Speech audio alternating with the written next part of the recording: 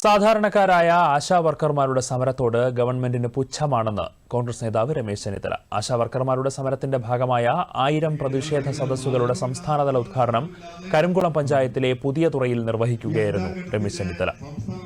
അടുത്ത 10 മാസം കൂടിയേ ഇതിനെയൊക്കെ നമുക്ക് സഹിക്കേണ്ടി വരൂ എന്ന് കേരളത്തെ ജനങ്ങൾ ആഗ്രഹിക്കുന്നത്, കേരളത്തെ ജനങ്ങളുടെ മുഴുവൻ മനസ്സ് ഈ ആശാവർക്കർമാരായ നിങ്ങളുമാണ്.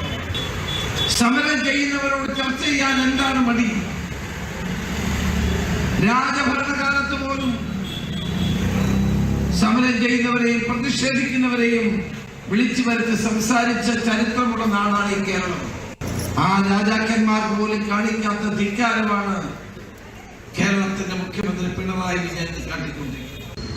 ഒരു കണ്ണില്ലാത്ത ഗവൺമെന്റാണ് ഇവിടെ ഭരിക്കുന്നത്.